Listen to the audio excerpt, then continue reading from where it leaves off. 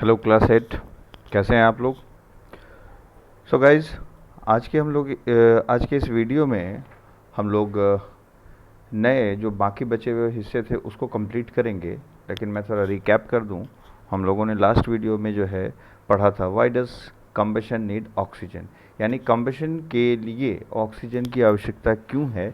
यहाँ तक हम लोगों ने इस चीज़ को पढ़ा था। And from the very next page आप इसकी एक्टिविटीज़ को देखेंगे। जैसे यहाँ पर लिखा हुआ है, take some spirit in a small glass bowl, make a cotton wick and soak it in the spirit and place the wick in the glass bowl and light it. मतलब ये है कि आप एक कॉटन में थोड़ा सा स्पिरिट मिला लें।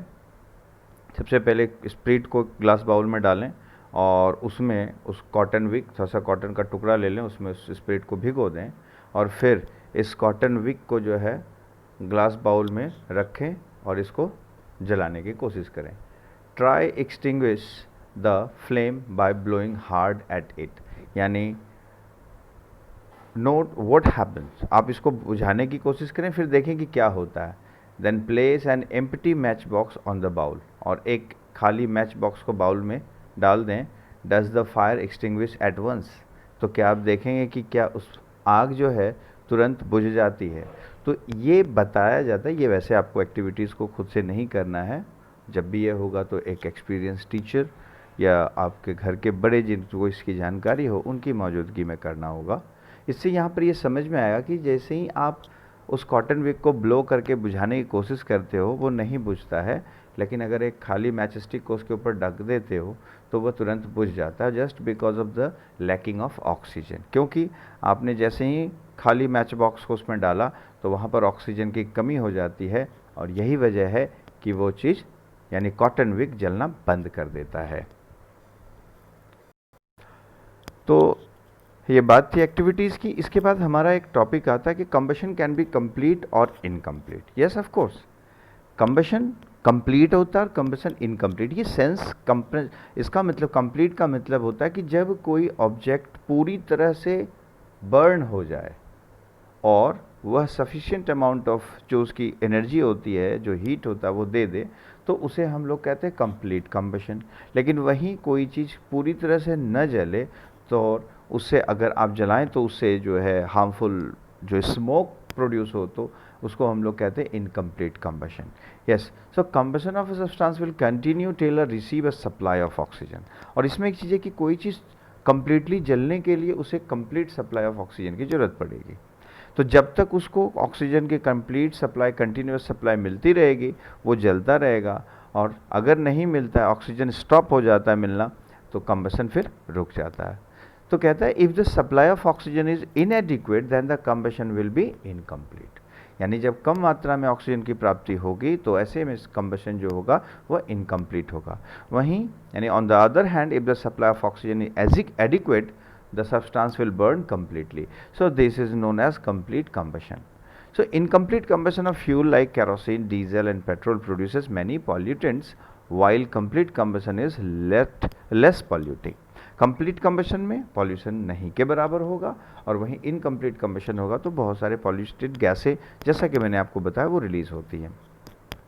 अब है इग्निशन टेम्परेचर। आई होप कि मैंने आपको पिछले वीडियो में इसके बारे में बताया है कि इग्निशन टेम्परेचर का the minimum temperature at which a substance starts burning, मतलब मिनिमम टेम्परेचर जिस पर कोई ऑब्जेक्ट जलना शुरू कर देता है उसे हम लोग इग्निशन टेम्परेचर कहते हैं। एंड द अलग अलग सब्सटेंस जो होते हैं उसके इग्निशन टेम्परेचर डिफरेंट होते हैं, यानी डिफरेंट सब्सटेंस के डिफरेंट इग्निशन टेम्परेचर होते हैं, और हर ऑब्जेक्ट का अपना एक स्पेसिफिक टेम्परेचर होता है जिस पर वह जलना शुरू करता है, और इसी स्पेसिफिक टेम्परेचर को हम लोग इग्निशन टेम्परेचर कहते हैं।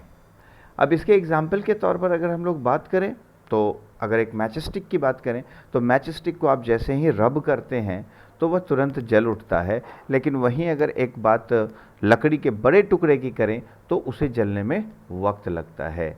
तो यहाँ पर अलग अलग टेम्परेचर एग्जाम्पल के तौर पर यहाँ पर दिया गया है। The ignition temperature of white phosphorus is 35 degree Celsius. White phosphorus जिसका इग्निशन टेम्परेचर 35 डिग्री सेल्सियस होता है, इसलिए गर्मी के दिनों में अगर आप कहीं भी देखें वाइट फास्फोरस अगर ऐसे कहीं पर होता है, ऐसे तो पाया नहीं जा सकता, लेकिन ये अपने आप जलना शुरू कर देता है, क्योंकि 35 डिग्री गर्मी के दिन में हमारा atmospheric temperature more than 35 degree Celsius होता है। तो डिफरेंट ऑब्जेक्ट्स के डिफरेंट इग्निशन टेम्परेचर होते हैं। तो इग्निशन टेम्परेचर की अगर हम बात करें तो जिसका कम इग्निशन टेम्परेचर होता है वह उतना ही जल्दी जलना शुरू करता है, जिसका इग्निशन टेम्परेचर ज़्यादा होगा वह उतना देर से जलना शुरू करता है। So what does combustion produce? तो कंबशन के बाद होता क्या है? सवाल ये उठता है कि combustion obviously it is a chemical process, तो इसमें होता क्या है? केमिकल रिएक्शन के दौरान, जैसे कार्बन की बात करें, कार्बन का जब कंबशन होता है यानी कार्बन जब ऑक्सीजन की मौजूदगी में जलता है तो कार्बन डाइऑक्साइड गैस रिलीज होता है, साथ ही साथ हीट भी रिलीज होता है। वहीं जब हाइड्रोजन और ऑक्सीजन का कंबशन होता है, हाइड्रोजन का जब कंबशन होता है तो वाटर वेपर बनता है और हीट रिलीज होता है। और जब मीथेन का कंबशन होता है तो carbon dioxide, water plus heat, ये तीनों चीज़ें रिलीज होती हैं। तो स्टूडेंट्स आपके नेक्स्ट पेज में दिया गया है कि name the 3 combustible substance in the reactions, does combustion in all, ये कुछ क्वेश्चंस दिए गए हैं that you need to complete. So does combustion in all 3 cases produce heat, does, तो अभी आपने जो देखा उसमें क्या जो दिया गया उसके आधार पर आपको इसका आंसर देना है। अब एक चीज़ है कि combustion is a chemical process. What is combustion? Combustion is a chemical reaction in which oxygen reacts with combustible substance, यानी ऑक्सीजन जो है उस ज्वलनशील पदार्थ या कंबसेबल सब्सटेंस के साथ रिएक्ट करता है और हीट प्रोड्यूस करता है। और इस पूरे प्रोसेस को हम बर्निंग कहते हैं, यानी बर्निंग के बाद ही ऐसा होता है। Combustion refers to burning. अब है why does combustion produce heat? आखिर कंबशन के बाद हीट क्यों प्रोड्यूस होते हैं? So a fuel like petrol is mainly made up of carbon and hydrogen atom. अगर एक फ्यूल के तौर पर पेट्रोल लें तो यह बना होता है कार्बन और हाइड्रोजन एटम का। So this atoms are firmly bound with each other through chemical bond. तो इसमें से हर एक एटम जो होते हैं वो एक दूसरे के साथ केमिकल बॉन्ड से बंधे होते हैं, and this bonds store energy, और इसी बॉन्ड में स्टोर जो एनर्जी जो है वो स्टोर्ड होती है।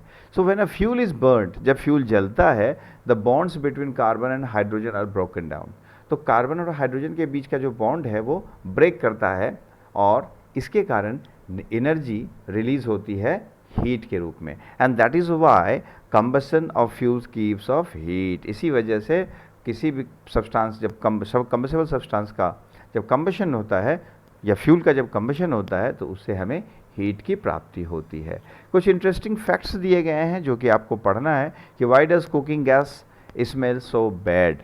इसके बारे में पहले भी आपको जानकारी दी गई थी कि इसमें नॉर्मली जो नॉर्मल ब्यूटेन और आइसोब्यूटेन होता है एलपीजी में, बट इसका अपना कोई गंध नहीं होता है, लेकिन चूंकि यह खतरनाक गैस होती है तो इसको डिटेक्ट करने के लिए इसमें एक तरह की गैस और मिलाया जाता है जिसको मरकैप्टन, मिथाइल मरकैप्टन कहते हैं, वो मिलाया जाता है ताकि उससे एक मिथाइल मरकैप्टन का अपना एक तीखा गंध होता है।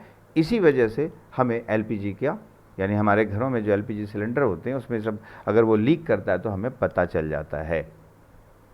Now criteria for ideal fuel. अब है कि आइडियल फ्यूल किसे कहते हैं, तो आप इसे पढ़ेंगे सबसे पहले। तो आइडियल फ्यूल का कैलोरीफिक वैल्यू हाई होना चाहिए, मतलब कि जब वो जले तो ज़्यादा से ज़्यादा हीट की प्राप्ति हो।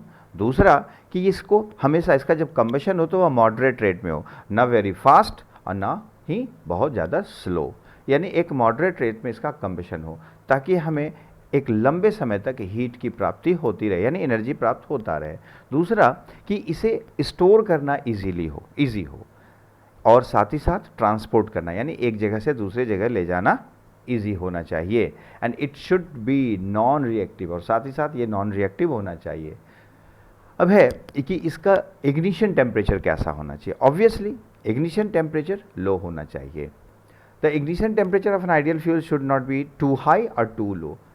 अगर हम आइडियल फ्यूल की बात करें तो इसका इग्निशन टेम्परेचर ना तो बहुत ज़्यादा होना चाहिए ना बहुत कम होना चाहिए। अगर बहुत कम होगा तो यह तुरंत जल उठेगा, और बहुत ज़्यादा होगा तो बहुत देर से जलेगा। तो इस स्थिति में अगर इसका इग्निशन टेम्परेचर कम होता है तो it catches fire rapidly and it will be much dangerous. तो ऐसे स्थिति में इसे भी मॉडरेट होना चाहिए। N ideal fuel should not pollute the air when it Burns.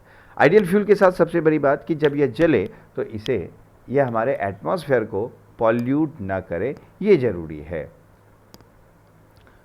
The fuel should be easily available and cheap, and the most important thing कि हमारे लिए वो फ्यूल आसानी से उपलब्ध हो और हमारे लिए सस्ता होना चाहिए। So the choice of a fuel depends on its uses.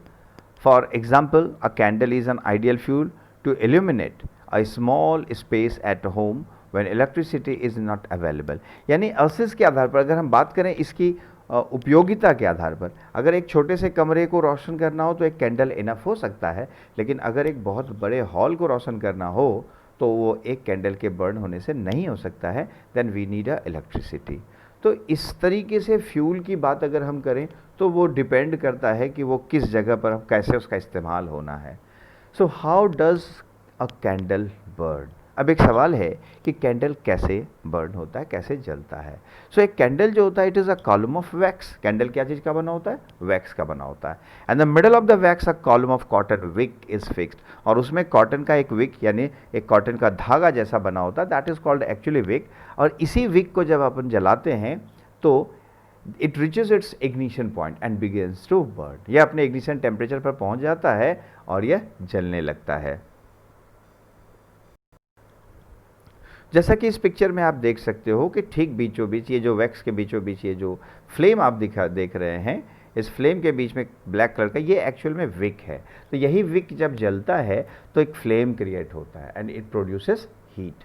The air around, अब इसके जलने का कारण क्या होता है, सबसे पहले ये समझ लें कि इस विक के the air around the flame becomes warm and rises upward, and in its place cool air रसेस in from all sides of the candle. मतलब ये हुआ कि जो इसके चारों तरफ, जो फ्लेम के चारों तरफ जो एयर है वो गर्म हो जाता है और वो ऊपर उठ जाता है, और फिर इसके जगह पर हल्की ठंडी गैसें जो होती है वो पहुंच जाती हैं कैंडल के चारों तरफ।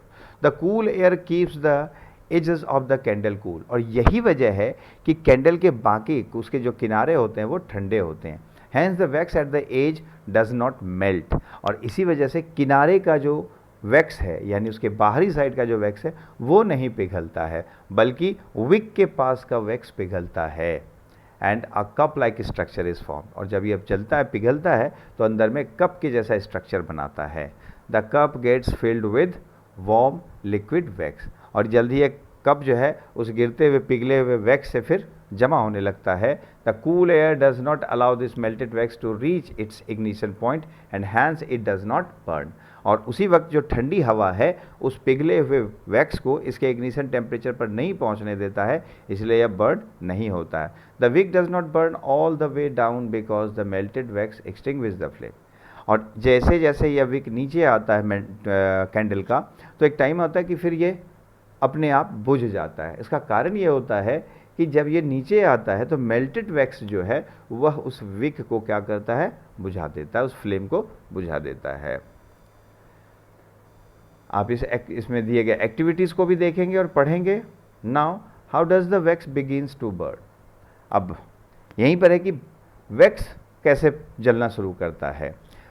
For the wax to burn it must reach the flame, अब वैक्स को बर्न होने के लिए इसको इसके फ्लेम तक पहुंचना पड़ेगा। The warm liquid wax gets sucked upward and towards the flame, अब जैसे ही पिघला हुआ वैक्स है वो उस विक के जरिए जो है वो क्या होता है, जो लिक्विड वैक्स होता है वो उसके जरिए पहुंच जाता है ऊपर, और उसके बाद वह जलना शुरू करता है विक में। This happens by capillary action, और ये होता है एक कैपिलरी एक्शन के जरिए। कैपिलरी एक्शन का मतलब होता है on reaching closer to the flame the liquid wax gains heat, और जब यह फ्लेम के नज़दीक पहुंचता है तो यह हीट प्राप्त करता है and change into wax vapour, और यह वैक्स वेपर के रूप में बदल जाता है। The air that rises upwards carries the, और जो हवा ऊपर उठती है वह इस वैक्स वेपर को भी अपने साथ ऊपर लेके जाती है और वहीं पर यह फिर जलने लगता है। Thus a burning candle gets a continuous supply of wax vapour, और यही है, इसी तरीके से एक बर्निंग कैंडल में लगातार वैक्स वेपर उसको मिलता रहता है और यह कंबशन की प्रक्रिया चलती रहती है। अब अगर हम लोग बात करेंगे कैंडल फ्लेम की, तो कैंडल फ्लेम में आप देख सकते हैं कि बहुत सारे पार्ट होते हैं। एक कैंडल फ्लेम को हम लोग, तो सबसे पहले कैंडल फ्लेम जो होता है 3 जोन्स होते हैं इसमें विद डिफरेंट कलर, अलग अलग कलर होते हैं। So colour of the zone depends on its temperature, और ये कलर डिपेंड करता है उसके टेम्परेचर के आधार पर। तो जैसे सबसे पहला पार्ट हमारा है inner dark zone. Inner dark zone जो होता है, the temperature in this zone is not sufficient to ignite the wax, so the wax vapor in this region does not burn. The region contains unburnt carbon particles and therefore appears black, and this is the least hot region of the candle. यह candle का सबसे कम तापमान वाला क्षेत्र होता है, क्योंकि यहाँ पर sufficient amount of ignited wax यानी जो गर्म वैक्स वेपर उसको नहीं मिल पाता है। यही वजह है कि यहाँ पर वैक्स वेपर पूरी तरह से नहीं जलता है। यहाँ पर लिखा the temperature in this zone is not sufficient, इस जोन में टेम्परेचर इनफ नहीं होता है, इसलिए जो वैक्स वेपर है वह पूरी तरह से इसमें जलता नहीं है। और इस जगह पे the reason contains unburned carbon particles, यानी यहाँ पर कार्बन का अनबर्न्ड पार्टिकल्स होता है, और यही वजह है कि ये इसका कलर ब्लैक दिखाई देता है। सो स्टूडेंट्स, इसके बाद हमारा आता है येलो जोन। ये yellow, here the temperature is higher, yellow zone यानी यहाँ पर टेम्परेचर हाइयर होता है और and wax vapour begins to burn, और यहाँ पर वैक्स वेपर जलना शुरू कर देता है। द फ्लेम एपियर्स येलोविश, और फ्लेम इसका यहाँ पर पीले रंग का दिखता है, just because the vapour is partially burn, क्योंकि वेपर जो है वो पार्शियली धीरे धीरे बर्नट होता है। The oxygen available in this region is not sufficient for the wax vapour, और यहाँ पर कंप्लीट जो ऑक्सीजन, जितना सफिशिएंट अमाउंट ऑफ ऑक्सीजन नहीं पाया जाता है ताकि वैक्स वेपर उस तरह से बर्न हो सके। The yellow flame therefore gives off black shoot, और यही वजह है कि जो येलो फ्लेम है यह काले रंग का धुआं भी देता है। This is the luminous region of the candle, इसे कैंडल का ल्यूमिनियस रीजन कहते हैं, यानी क्षेत्र जहाँ पर रोशनी अधिक होती है। The temperature of the flame is lower than that of the blue flame, और जो ब्लू फ्लेम है यानी हाइयर टेम्परेचर का वहाँ पर उससे थोड़ा कम टेम्परेचर होता है। आप पहले इस पिक्चर में देख लें, सबसे डार्क जोन जो विक के पास है, और उसके बाद येलो जोन, और सबसे बाहर आपको मिलेगा blue zone, the outer blue zone. The wax vapour in this region receives enough oxygen, और इस रीजन में जो वैक्स वेपर है वो इनफ ऑक्सीजन प्राप्त करते हैं, और जिसके कारण कंप्लीट कंबशन होता है। The flame appears blue because of complete combustion, और कंप्लीट कंबशन के कारण जो है वहाँ पर फ्लेम ब्लू कलर का दिखता है। The temperature in this region is very high, और इस क्षेत्र का टेम्परेचर बहुत ही हाई होता है। अब blue flame is non luminous, और ब्लू फ्लेम जो होता है वो नॉन ल्यूमिनियस होता है, नॉट लाइट गिविंग, ये लाइट गिविंग नहीं होता है बल्कि एनर्जी गिविंग होता है। Clean and does not leave any shoot, और ये काफ़ी साफ़ सुथरा होता है, और इसलिए इसमें किसी तरह का धुआं नहीं होता है। So combustion of candle produce carbon dioxide, water, heat and light, और इसका आप यहाँ पर केमिकल रिएक्शन देख सकते हैं। तो so students, it was all about the part of this chapter.